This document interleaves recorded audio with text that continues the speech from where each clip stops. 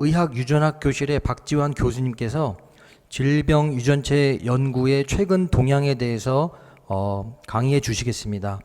박지환 교수님을 좀 간단히 소개드리면 고대 의대를 나오셨고 서울대에서 에피데미올로지, 그 다음에 존스 홉킨스에서 PhD를 휴먼 제네틱스로 해서 받으셨습니다. 그리고 포스닥 마찬가지로 존스 홉킨스에서 마치셨고 삼성 메디컬 센터에 있는 제네틱 리서치 센터에서 근무하셨고 2009년도부터 저희 의과대학에서 근무하고 계십니다.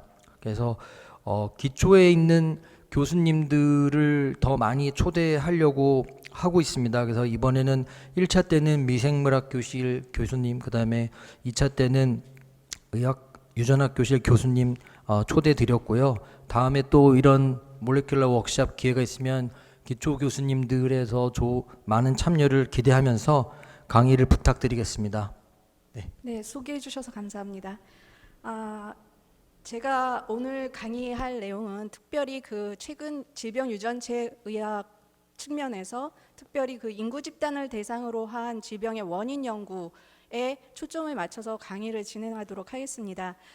기존의 그 전통적인 의학 유전학 연구는 이 population based genetic study 듣고 대부분 이제 페디그리에서 정보를 얻어서 이네리턴스 패턴이나 이런 걸로 이제 제네틱 디지즈가 우성 질환인지 열성 질환인지 이런 것들을 이제 규명을 했다고 한다면, 이제 그 1990년 이후 그 굉장히 많은 그 population genetics의 발전, 그 프로젝트들의 발전으로 인하여서 population based genomic study들이 진행이 되었고, 그 많은 인터내셔널 프로젝트에서 얻어진 결과들을 임상에 활용하고자 트랜슬레이셔널 지노믹스가 중계 유전의학이 굉장히 그 관심을 받게 되었습니다. 그 최근 경향은 잘 아시다시피 정밀의료이지만 그 초기 단계에는 퍼스널라이즈드 지노믹 메디슨이라고 해서 맞춤 유전체 의학에서 정밀의료로 이제 그 개념이 확장되는 발전하는 것을 이제 여러분들이 잘 아시고 계실 거라고 생각합니다. 자, 그러면 최근 유전체 의학의 발전에 있어서 인구 집단 대상의 인터내셔널 프로젝트의 가장 기본이 됐던 것은 인터내셔널 휴먼 지놈 시퀀싱 컨소시엄, 다들 잘 아시다시피 1990년에서 2003년까지 13년 동안 30억 불을 들여서 레퍼런스 휴먼 지놈을 시퀀싱을 했습니다. 그 프로젝트 결과 2만 개에서 2만 5천 개의 유전자와 30억 개의 그 베이스 페어로 이루어져 있다, 휴먼 지놈이. 그리고 자세한 내용을 제가 여기서 다 리뷰하기에는 시간이 좀 없을 것 같아서 슬라이드를 참고하시고요. 그 이후에 휴먼 지놈 시퀀스가 대부분 이게 펑셔널하냐 하는 부분에서 의문도 있었고, 또한 그 당시에 마이크로어레이 테크놀로지가 개발이 되면서 인터내셔널 헵맵 프로젝트가 이제 가능하게 되었습니다. 이 인터내셔널 헵맵 프로젝트는 SMP 단일 염기 다형성에 대한 그 마이크로어레이 칩 데이터를 활용해서 여기서 이제 하나의 그 하플로이드를 레퍼런스 지놈을 시퀀싱 했다고 한다면, 여기서는 SMP 전장 유전체에 존재하는 그 SMP들을 인종별로 그 규명을 했고, 거기서 발견한 새로운 사실은 하플로타입 블록 스트럭처, 인종별로 다양한 그 하플로타입 블록 스트럭처를 이루고 있다. 여기서 그 population specific 패턴 오브 링키지 디스이퀄리브럼의 패턴을 보인다 하는 것을 말씀드릴 수가 있겠습니다. 자, 그러면 다음번 슬라이드에서 제가 간단히 설명할 것은 지노타이핑 테크놀로지가 예전에 그 우리가 젤에다가 올려서 어떤 지노타이핑을 했던 그런 방법들이 이제 그 어릴릭 디스크리미네이션 디텍션 텍맨 방법이나 메스어레이 같은 방법으로, 시코노멘 메스어레이 같은 방법들로 그 하나의 단일 염기 다형성 마커를 분석을 했었는데 이제 그 2003년에 그 10,000개의 그 에피메트릭스 칩이나 일루미나 칩 이 두 그 회사가 서로 굉장히 경쟁을 많이 했었는데 이 마이크로어레이 칩 테크놀로지가 개발이 되면서부터 그 인터내셔널 헵맵 프로젝트의 그 하플로타입에서 우리가 그 지노타이핑 할 수 있는 태깅 스닙의 개념과 링키지 디스이퀄리면 개념을 이용해서 해플로타입 어널리시스 등 새로운 어떤 통계 분석적인 방법들이 개발이 되어서 그 이후에 GWAS라고 하는 여러분들이 잘 아시는 전장 유전체 연관성 연구를 통해서 많은 유전자 질병 유전자를 발굴하게 되었습니다. 그 마이크로어레이 테크놀로지 이후에 최근에 그 지노타이핑 테크놀로지 측면에서 시퀀싱이 그 특히 넥스트 제너레이션 시퀀싱이라고 많이 익숙하실 텐데요. 그 방법들이 이제 개발이 되었는데 기존의 1세대에서는 그 생거 시퀀싱과 아시다시피 캐필러리 일렉트로포레시스를 이용한 ABI 시스템 같은 것들을 많이 이용해서 스닙이나 그런 그 어릴들을 이제 시퀀싱을 했었는데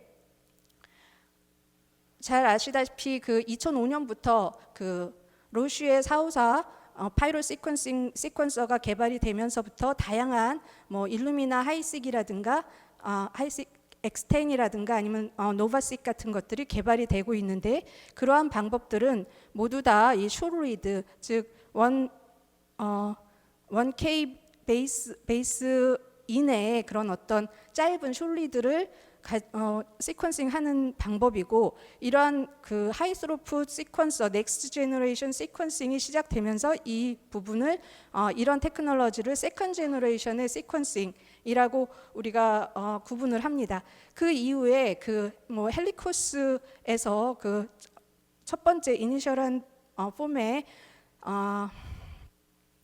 그 싱글 몰레큘 시퀀싱 트루 싱글 몰레큘 시퀀싱이라고 하는데 TSMS 방법과 팩바이오의 SMRT 또 그 옥스포드의 나노 테크놀로지 등을 이용한 그런 시퀀서들이 좀 롱리드의 그런 시퀀싱을 싱글 몰레큘 단위로 분석할 수 있는 것을 우리가 서드 제너레이션의 시퀀싱 테크놀로지라고 하는데 이렇게 시퀀싱 테크놀로지가 최근에 들어서 급속히 발전함에 따라서 기존의 어떤 마이크로어레이 데이터 기반의 지노와이드 어소시에이션 스터디가 이제는 다이렉트 홀 지놈 시퀀싱 베이스드의 지노와이드 어소시에이션 스터디로 발전하고 있는 상황입니다. 그러면 이제 여기 그 디지즈 인 디스커버리가 어느 정도 지금 되고 있는지를 온라인 멘델리안 이네리턴스 인 맨이라고 그 지놈 특히 그 제네틱 디지즈에 관련된 인사이클로페디아 웹 데이터베이스를 보면 거기서 이제 2021년 8월 기준으로 해서 벌써 몰레큘러 베이스가 밝혀진 피노타입 인간의 형질이 이거는 질병과 기타 다양한 형질 컨티뉴어스 베리어블까지 형질까지 포함한 그런 형질들이 거의 7,000개 가까이 발표되었고 또 그 피노타입에 연관된 또는 원인이 되는 그런 돌연 변이를 포함한 유전자들이 한 4,500개 정도 결과가 카탈로깅이 되었습니다. 다음 슬라이드를 보시면 여기는 이제 그러면 마찬가지로 오밈에서 제공하는 데이터인데 보시다시피 이렇게 1986년에서 그 컨벤셔널한 제네틱 진 디스커버리 방법을 이용해서 컨벤셔널하다는 건 아까 말씀드린 것처럼 NGS가 아닌 기존의 방법을 통해서 질병 원인 특히 레어 제네틱 디지즈의 희귀 유전 질환의 원인 유전자를 이렇게 발굴을 한 것들이 진행이 되다가 2011년에 처음 그 홀 엑솜 시퀀싱 여기 WES는 홀 엑솜 시퀀싱의 약자이고 WGS는 홀 지놈 시퀀싱의 약자인데 홀 엑솜 시퀀싱으로 이제 그 질병의 희귀 유전 질환의 원인 유전자를 발굴하기 시작했고, 불과 3년 만에 2013년 보시면 3년 만에 거의 오히려 컨벤셔널 어프로치보다 NGS 방법으로 유전자를 발굴한 연구 결과들이 훨씬 더 많아짐을 볼 수가 있습니다. 그래서 2021년 기준으로 레어 멘델리안 디지즈의 한 5천 개 정도의 레어 멘델리안 디지즈의 유전자를 이제 발굴했다라고 보고가 되고 있고요. 요거는 이제 간단한 내용이긴 하지만 우리가 홀 지놈 시퀀싱을 데이터를 분석을 할 때 주로 SNV라고 그러죠. 예전엔 폴리모피즘 개념이었지만 지금은 레어 베리언트를 타겟팅하기 때문에 SNV 베리언트라고 하고, 그 SNV에서 특별히 미센스 뮤테이션은 오히려 디지즈 코징 뮤테이션 중에서 전체 토탈에서 차지하는 비율이 가장 높다는 것을 보실 수 있고요.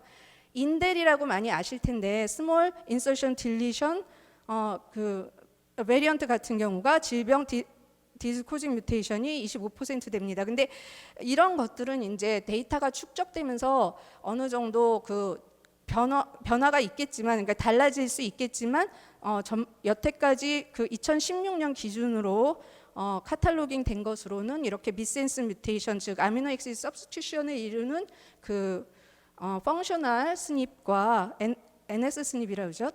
non synonymous 스닙과 스몰 인델들이 중요한 질병 코징, 그러니까 디지즈 코징 뮤테이션에 해당된다라고 볼 수가 있습니다.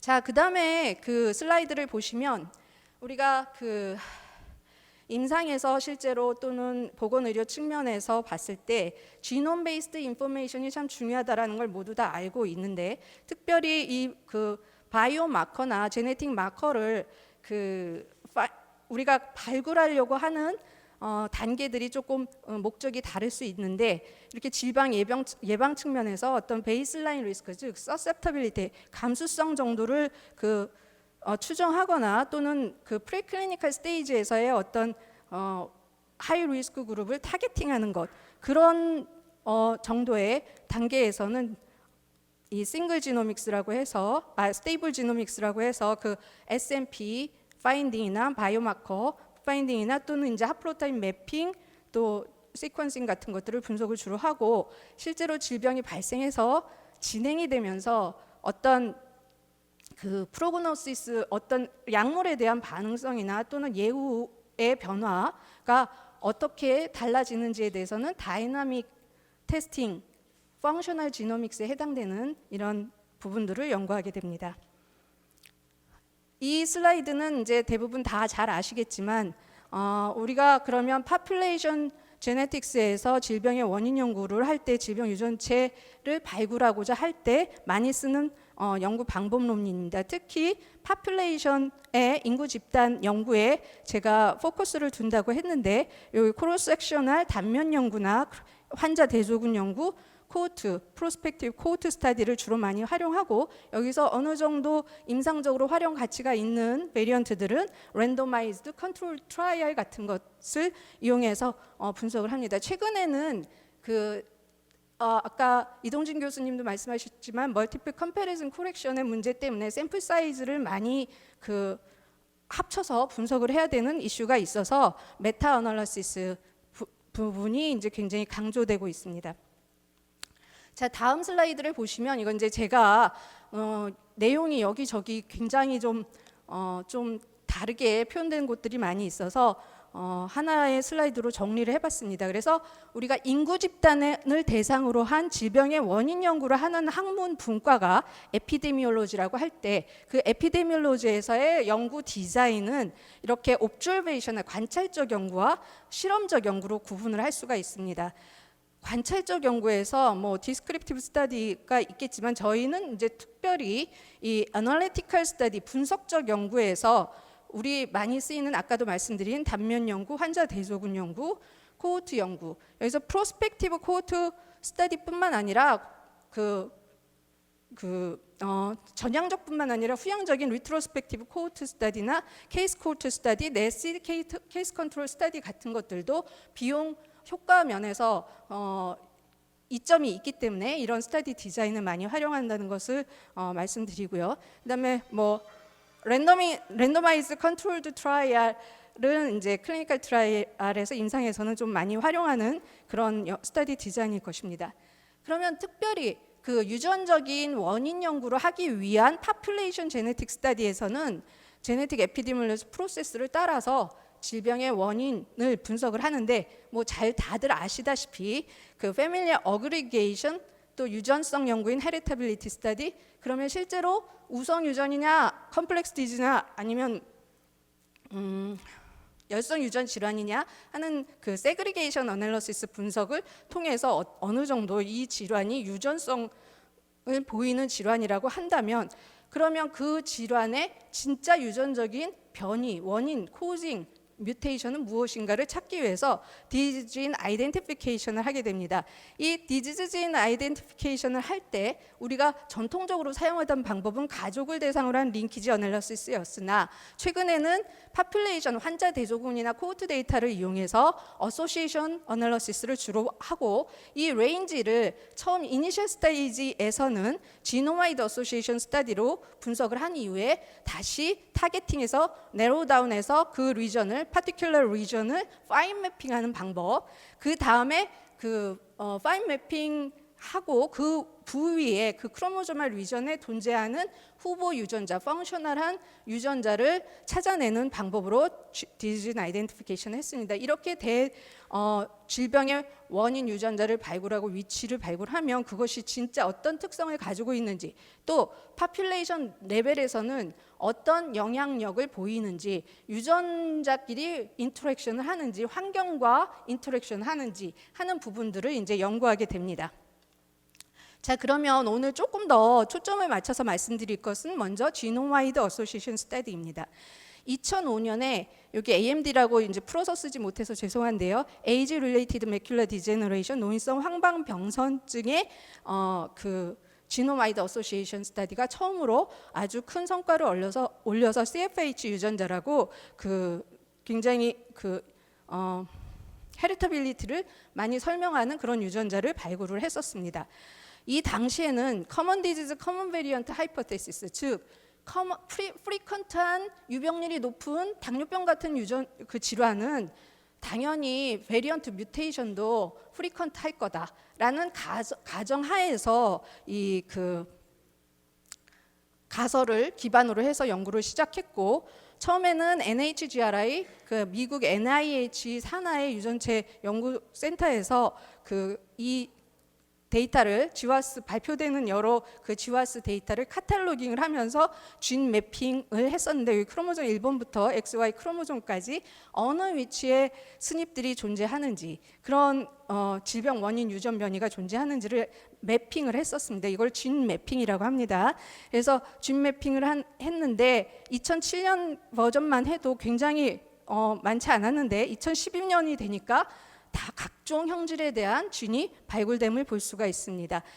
2018년에 이렇게 됐고 지금 2016년부터 이 NHGRI가 이 그 카탈로깅하는 그 웹페이지를 이 유로피안 바이오인포마틱스 그 인스티튜트로 넘겨서 거기서 이제 카탈로깅을 하고 있고 보시다시피 굉장히 많은 질병 관련 인간 형질 관련 유전자들을 발굴해서 매핑을 했음을 알 수가 있습니다. 이 그 2020년 9월 30일 기준으로 봤을 때 그 한 5,000개의 퍼블리케이션에서 20만 9,948개의 SNP가 트레이트과 어소시에이션 우리는 지노마이드 레벨의 시그니피컨스를 어치브 한다고 한다면 p-value 5 곱하기 10-8승 미만일 경우만 유의하다라고 고려를 합니다. 이런 것들을 그 어치브한 그런 스닙 트레이트 어소시에이션이 이렇게 많고 또 2021년 프랜시스 콜린스가 NEJM에 발표한 내용을 보면 그 10만 개 이상의 어떤 로버스트한 그러니까 리플리케이션 검증된 그런 어소시에이션들이 발굴이 됐다라고 합니다. 이렇게 그 GWAS를 이용해서 스닙 베이스드 인다이렉트 GWAS를 이용해서 굉장히 많은 컴플렉스 트레이트의 그 유전 변이들을 발굴했음을 볼 수가 있습니다.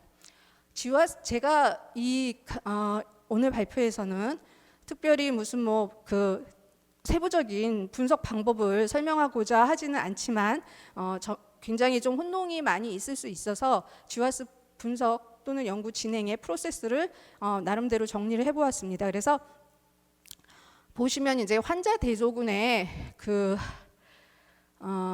환자 대조군을 굉장히 잘 피노타이핑하고 또 코베리 데이터를 아주 잘 정확하게 수집을 해서 또 제네틱 스터디에서 중요한 부분은 헤테로지니어티를 리듀스를 해야 됩니다. 그래서 매칭이나 스트래티피케이션, 층화 분석을 통해서 동양인은 동양인끼리 한국인 데이터는 한국인 환자 대조군으로 비교하는 그런 남자는 남자끼리, 여자는 여자끼리 이렇게 층화 분석을 함으로써 헤테로지니어티를 감소시켜주는 그런 스터디 디자인을 취해야 할 것이고 어떤 어레이 칩을 선택할 것인가 아까 제가 잠시 보여드린 그런 테크놀로지를 이용해서 지노타이핑을 해야 될 것이고 지노타입 데이터는 이런 클러스터링 플랫과 같이 지노타입 퀄리티 컨트롤이 굉장히 중요합니다. 그래서 논문을 쓰실 때 QC에 대한 내용을 자세히 방법론에서 써주셔야 되고요.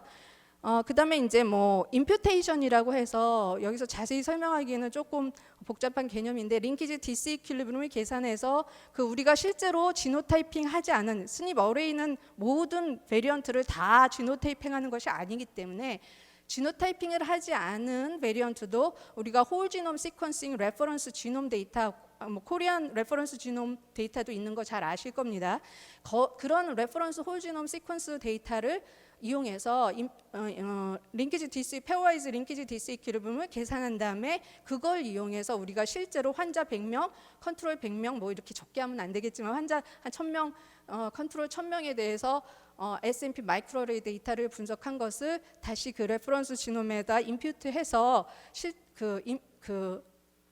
실제로 지노타이핑을 하지는 않았지만 쓸 수 있는 데이터들이 생산이 됩니다. 그래서 그런 임퓨테이션 과정을 거쳐서 이제 GWAS의 threshold가 p-value 5/10 미만인 스닙들을 이와 같이 요거는 이제 맨하탄 플롯이라고 하는데 이 맨하탄 플롯은 GWAS 그릴 때 필수적으로 제시해야 되는 그림입니다. Y축은 마이너스 로그 10 p-value이기 때문에 여기 5/10의 -8승 라인에서 위로 올라간 것은 굉장히 p-value가 5/-8승 미만인 굉장히 유의한 연관성을 보이는 데이터입니다. 그리고 물론 이제 리저널 플롯 이런 것도 분석을 해야 되지만 그 다음 단계에서는 GWAS는 항상 통계적인 유의성을 확인하는 것도 중요하지만 독립적인 대조군, 환자군에서 리플리케이션을 하는 것이 굉장히 중요합니다. 검증 연구를 하는 것이 중요합니다. 그래서 독립적인 라지 인디펜던트 샘플을 다시 컬렉션을 해서 그 데이터를 분석을 하거나 연구비나 시간적으로 가능하지 않거나 질병에 따라서 예를 들어서 100세 이상의 노인들 이런 경우는 샘플을 하고 싶어도 할 수가 없죠. 그런 경우는 메타 어널리시스를 통해서 인터내셔널 컨소시엄을 구축하고 여러 연구자들이 협력해서 샘플 사이즈를 키워서 통계적 검정력을 확보하는 그런 단계가 필요합니다.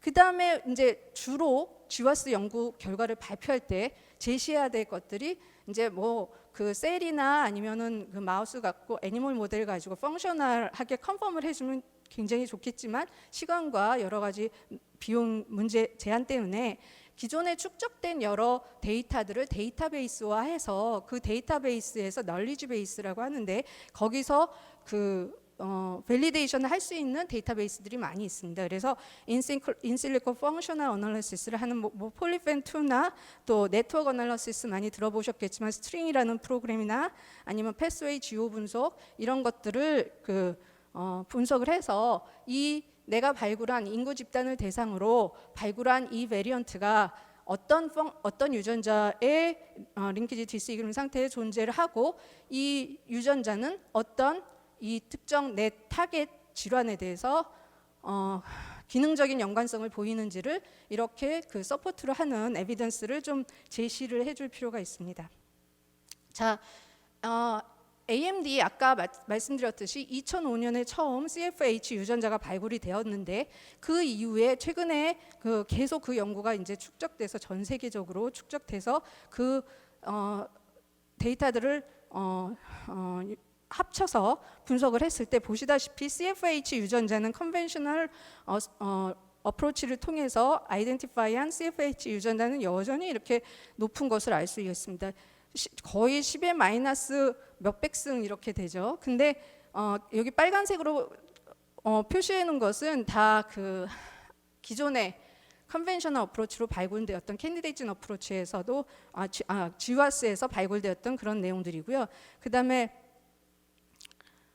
요 뒷부분은 이렇게 사이즈를 키웠을 때 환자가 16,144명 또 컨트롤이 17,832명을 대상으로 해서 분석했을 때 5 곱하기 10의 8승 이상이 이 라인이라고 했을 때 굉장히 많은 유전자가 발굴되었음을 알 수 있습니다. 그래서 GWAS에서 중요한 것은 데이터를 그 환자 대조군의 그 라지 샘플과 검증 연구가 굉장히 중요하다 이런 부분을 강조하고 싶고요.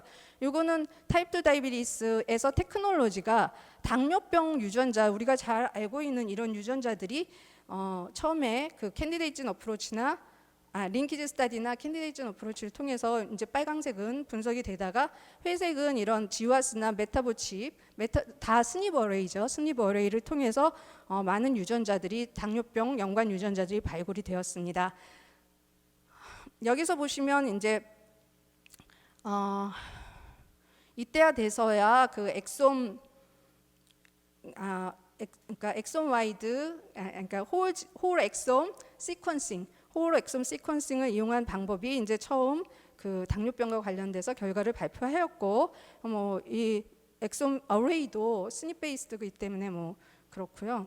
하여튼 여기서 보시면 이 보라색은 그 유로피안 앤세스트리 가진 파퓰레이션에 대한 연구이고 이 스테이지하는 하늘색인데 보시다시피 대부분이 유로피안 대상의 연구 결과이고 여러분들이 잘 아시다시피 제네틱한 베리언트나 제네틱 이펙트 원인은 어떤 그 에스니시티에 굉장히 그 디펜드하는 것을 잘 아실 수 있을 겁니다. 그래서 제네틱 백그라운드 측면에서 그 서양인에서 얻어진 결과들을 동양인에게 직접 적용하기에는 무리가 있고 그것은 당연히 검증이 돼야 되는 그런 연구 결과들만이 임상의 이제 보건의료 분야에서 활용을 해야 될 거라고 보입니다.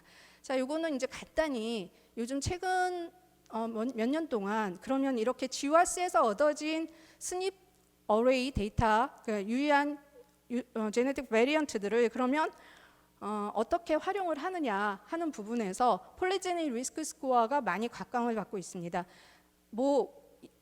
제목은 좀 그렇지만 사실 굉장히 간단한 개념입니다. 그래서 여러 개의 GWAS 레벨의 시그니피컨트한 베리언트들, 유전자에 위치하는 베리언트들의 리스크 어리를 단일 유전 변이의 리스크 어리 한 개 가지고 있는 것보단 여러 개 가지고 있는 것의 효과를 서밍업하는 것이 훨씬 리스크 프리딕트를 잘할 거라는 당연한 그런 가정하에서 이것을 진행을 했고 그 결과 굉장히 유용성을 인정받아서 현재는 폴리제닉 리스크 스코어를 굉장히 많이 개발하려고 모델을 개발하려고 하고 있습니다.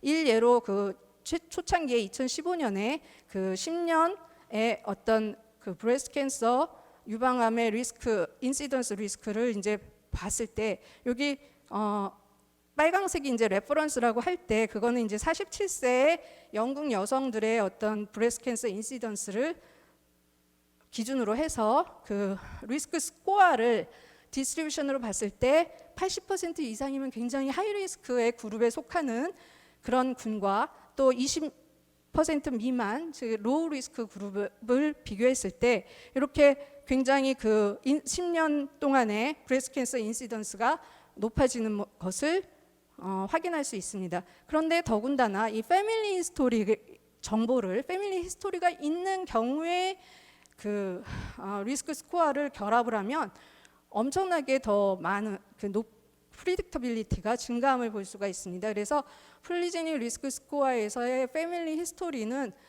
우리가 여기서 또 제가 설명을 하다 보면 또 더 길어질 것 같아서 여기까지 하겠습니다. 그리고 요거는 조금 앞에서 설명을 했었어야 됐을 것 같은데요. 2008년에 그 마이크로레이 데이터로 GWAS가 많이 결과가 발표가 되고 각광을 받고 있었지만 이 마허라는 분이 그 미싱 헤리티빌리티 문제가 있다. 우리는 스닙 어레이를 분석을 하면 질병의 원인, 유전 변이를 다 발굴해서 질병의 예측이나 예후 예측에 다 사용할 수 있을지 적용할 수 있을 줄 알았는데 그렇지 않더라. 그래서 그 후속 연구들이 다양하게 많이 나왔는데 그 중에 한 예가 우리가 당뇨병의 경우에 기존의 어떤 클리니컬한 프리딕터들 가지고 모델을 구성했을 때와 잘 알려진 유전자의 위험 요인을 고려했을 때 그렇게 크게 프리딕터빌리티가 증가하지 않았다. 그러면 이렇게 많은 돈을 들여서 이렇게 복잡한 분석을 해서 얻은 결과가 뭐냐 하는 비난이 쇄도되었었습니다. 그랬을 때 이제 여기서 얘기하는 것은 스닙수를 그러면 유의한 스닙수들을 많이 찾아내면 궁극적으로는 헌팅턴 디지즈에서 HTT, CAG 리피트를 가진 사람은 100% 페넌트런스를 하여튼 페넌트런스가 높다라는 측면의 싱글진 이너리턴스를 보이는 질환과 비교했을 때 이런 컴플렉스 디지즈도 궁극적으로 지네틱 팩터들을 베리언트들을 다 찾아내면 100% 프리딕트 할 수 있다라고 이런 할 수 있겠지만 아직까지 이 부분이 미싱 헤리티빌리티 상태다, 유전성이 소실된 상태다라고 했습니다. 그래서 많은 분들이 1000 지놈 프로젝트라고 1000 지놈 프로젝트라고 이제 그러면 레어 베리언트이지만 스트롱 이펙트를 가진 코딩 베리언트를 찾아내야 되지 않겠느냐. 컴플렉스 디지즈에서도 그래서 이제 기본되는 레퍼런스 지놈 데이터베이스를 확보하고자 1000 지놈 프로젝트는 일반인을 대상으로 여러 26개 파퓰레이션 인종별로 또 2500 이게 파이널 네이처 2015년에 발표된 논문이 이제 최종 연구 결과인데 2504명에 대한 홀 지놈 시퀀싱 데이터를 분석한 결과 결과가 굉장히 유용한 정보들이 많이 있지만 제가 여기서 다 설명드릴 수 없고 우리가 기존에 마이너리 프리퀀시가 5% 이상인 프리퀀트한 베리언트들은 이렇게 인종적으로 벌써 보고된 것들이 큰 차이가 없는 반면에 레어 베리언트들은 굉장히 인종적인 차이가 많더라 하는 것들을 이제 또 기타 등등 많은 근거를 생산을 했습니다. 정보를 생산했습니다. 자, 요거는 그러면 홀 지놈 시퀀싱 데이터를 분석을 할 때 바이오인포마틱스, 최근에는 컴퓨팅 지노믹스가 굉장히 관심을 받고 중요하게 여겨지는 부분들이 데이터가 점점 빅 사이즈로 가고 통계적인 분석으로 하기는 멀티플 디멘셔널리티의 문제가 생기기 때문에 이렇게 하버드와 브로드 인스티튜트에서 워크플로우를 GATK 프랙티스라고 해서 분석 프레임을 제공을 했습니다. 그래서 이런 GATK에서 VCF 베리언트 콜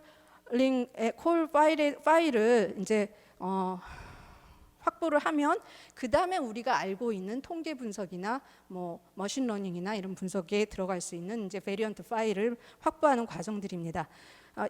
그림으로 보시기만 해도 이거 설명하려면 한 10분 이상 설명을 해야 될 정도로 굉장히 복잡한 내용입니다.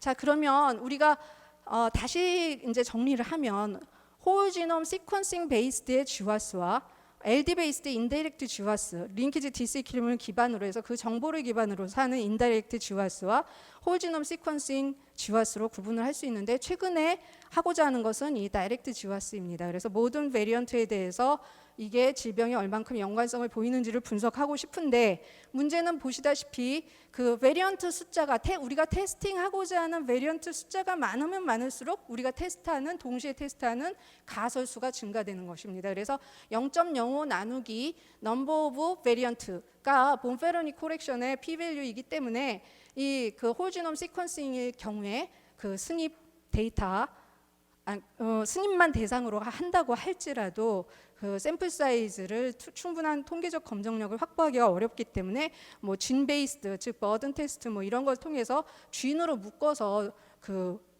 디멘셔널리티를 리덕션 시키는 그런 방법들을 많이 사용을 하고 있습니다. 자, 그 다음에는 이제 많은 부분이 뛰어넘었는데 제가 정해진 시간 내에 설명을 하고자 이 멀티오믹스 인티그레이션 을 해야 된다. 이 스타디를 멀티오믹스 인테그레이션을 요즘 하고 있는 거 잘 아실 겁니다. 그래서 홀지놈 시퀀싱이나 마이크로레이를 중심으로 설명을 했지만 여기에 덧붙여서 환경적인 요인의 리스판스를 컨트롤링하는 그 메틸레이션 또는 그 후성 유전체라고 들어보셨을 텐데 그 부분과 또 아까 이동진 교수님 설명하신 그 펑셔널 RNA 시퀀싱 또 그 매스 스펙트로메트리나 NMR 같은 것들을 이용해서 프로티오믹스, 메타볼로믹스 분석을 하고 피놈도 예전에는 한계 당뇨병에 대한 어떤 베리언트들의 연구를 했으나 지금은 베리언트 오믹스 데이터를 다 분석해서 피놈에 대해서 한꺼번에 다 분석하는 이런 피놈 와이드 어소시에이션 스터디도 많이 사용하고 있고 자 시간이 별로 없는 관계로 이런 싱글셀 오믹스나 리퀴드 바이옵시 예전에는 어떤 캔서의 어떤 프로그레스에 따라서 뭐 리버 바이옵시를 계속 할 수 없는 상황이지 않습니까? 근데 이제 이런 리퀴드 바이옵시 방법을 이용해서 캔서 지노믹스 쪽에 많은 발전을 이루고 있다 하는 정도로 가름하고요. 정밀 의료가 이제 모든 사람이 다 정밀 의료에 대해서 잘 알고 계시겠지만 2015년에 버락 오바마가 이제 프리시전 메디슨 이니셔티브를 시작을 하자 했고 그럼으로써 이제 맞춤 유전체 의학을 구현하자라고 했는데 가장 중요한 이슈는 런지튜드널 즉 전향적인 라지 코호트가 필요하고 100만 명 이상의 그 사람들에 대한 유전과 환경 요인들에 대해서 수집을 하고 또 바이오 스페시멘을 수집해서 바이오뱅크를 구축해야 된다. 그래서 정밀 의료를 구현하자 이런 얘기가 진행됐고 더 자세히 설명하고 싶지만 이제 여기 이 슬라이드에서 보시면 그래서 최근에는 그 내셔널 지노믹 메디슨 이니셔티브들이 그 오로버스나 그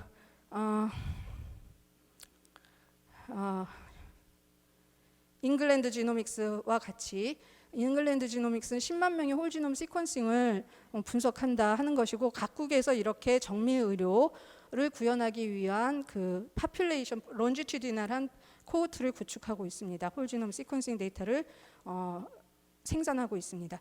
그래서 뭐 우리 의료원에서도 뭐 왓슨 구매하고 이런 것처럼 그 인제 지노믹 빅데이터를 이용해서 정밀 의료 맞춤 유전체 의학을 구현하기 위해서 그 예전에 어떤 전통적인 방법이 아니라 딥러닝, AI 등을 이용해서 어떤 그 임상 의료 디시전 시스템을 개발하는 그쪽으로 이제 가고 있고요. 그 널리지 베이스, 온코 KB나 이런 뭐 마이 캔서 지놈 등 굉장히 많은 널리지 베이스들이 활용이 되고 공유가 되고 있습니다. 국내에서의 정밀 의료 동향, 의학의 동향을 보시면 보시다시피 2015년에 그 외국에서 미국에서 그 정밀 의료 이니셔티브가 시작되면서 우리나라에서도 바이오헬스 산업 규제 개혁 활성화 방안을 제시함으로써 어떤 정밀의학 관련 연구와 산업에 대한 규제를 완화하였고요. 그다음에 유전자 검사를 2015년에 마찬가지로 134종 2016년에 그리고 2021년에는 항암제 선택에 따른 유전자 검사도 건강보험 적용을 하도록 이제 점점 규제가 풀리고 있습니다. 그리고 차세대 염기서열 분석을 이나 기반 유전자 패널이 그 기존에는 고형암 10종하고 혈액암 6종, 유전질환 3종 등을 하고 있었는데 2019년에 보시면 이제는 진행성, 전이성, 재발성까지도 유전자 패널 그 NGS 기반 그 진단을 하는 그거 점점 더 많이 이렇게 활성화되리라고 생각합니다. 적용을 할 수 있다고 생각합니다. 그러면 이제 그 또한 이제 정밀 의료와 관련돼서 2019년 빅데이터의 중요성이 이제 세계 각국에서 강조를 하고 있기 때문에 우리나라에서도 국가 바이오 빅데이터, 데이터 중심 병원 이런 그 5대 빅데이터 플랫폼을 구축하게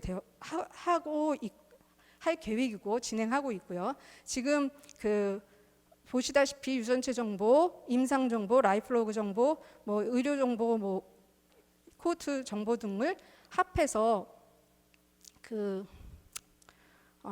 맞춤형 신의료 기술 연구 개발을 이제 하고 있습니다. 자, 시간이 별로 없으셔서 다이렉트 컨슈머 얘기는 이제 잘 아시겠지만 이렇게 현재 2021년 말에 웰니스 항목으로 70개가 이제 인증제가 실시가 됐습니다. 그리고 지금 요거는 좀 아셔야 될 것이 이제 결과가 어떻게 나올지는 모르겠지만 회사에서 DTC 회사들에서 이제 질병까지도 그 DTC를 서비스를 제공하기 위해서 그 2019년에 규제 샌드박스 1호로 선정돼서 지금 진행하고 있다는 내용을 추가했고요. 앞으로는 뭐 여기 자세한 내용을 보시겠지만 오믹스 데이터의 싱글셀 지노믹스 기반으로 헤테로지니어티를 감소시켜야 되고 콜라보레이션 또 하이스로프 테크놀로지 또 분석 방법 이런 부분들이 굉장히 연구가 많이 돼야 될 것 같습니다. 그리고 우리가 특별히 또 관심을 가져야 될 부분은 이 피노타입 데이터의 디테일드 피노타입 데이터를 잘 수집을 해야 성공적인 연구 결과를 얻을 수 있다는 거고 이제는 진 디스커버리로부터 트랜슬레이션 하는 그런 단계에 활용이 되는 단계에 있다라는 것을 강조하고 싶습니다. 자, 요거는 추가 슬라이드에는 없지만 추가된 것으로서 이제 2012년에 크리스퍼 DNA 에디팅이 이제 개발이 되면서 2020년에는 그 시클셀 아네미아 환자를 이 방법을 통해서 이제는 그 진 에디팅 단계에서의 그 트리트먼트가 이렇게 적용되고 있다라는 것을 말씀드리면서 프리시전 메디슨에 필요한 이런 여러 기술과 연구 분야들을 정리해 보았습니다. 감사합니다. 네, 감사합니다. 우리가 앞으로 어떻게 정밀의학을 어떻게 가야 될지 가이드라인을 정해 주신 것 같고 좋은 강의 감사드립니다. 뭐 저희 한림대 의료원이 보통 기반이 서울, 경기, 강원도를 저희들이 다 의료 기반으로 하고 있기 때문에 병원이 그리고 여러 개 있어서 제가 보기에는 이런 정밀의학이라든지 오믹스를 할 수 있는 좋은 인프라를 가지고 있고 더더군다나 최근에는 AI 저희 의료원에 AI나 빅데이터 센터가 되어 있기 때문에 제 생각으로는 제가 뭐 개인적인 생각이지만 제안 드리고 싶은 거는 아까 말씀드린 교수님 강의하신 것처럼 멀티 오믹스가 중요한데 이게 임상적인 어떤 특정 질환을 정해서 모든 의료원에 있는 어떤 교수님들의 데이터를 같이 모으고 멀티 오믹스를 통해서 결국은 저희는 병원에서 환자들의 질과 삶을 좋게 하기 위해서 질병 극복을 위해서 노력하는 사람들이기 때문에 그런 식으로 해서 한림 오믹스 팀 뭐 이런 거를 좀 제안을 드립니다. 그래서 만일의 경우 관심이 있으시다면 저희 에치코에다가 문의를 주시거나 하면은 저희가 그 교수님이나 여러 또 관여하는 임상 교수님, 기초 교수님과 해서 같이 좀 이렇게 할 수 있도록 하면은 좋겠다 이런 의견을 드리면서 제안을 드립니다.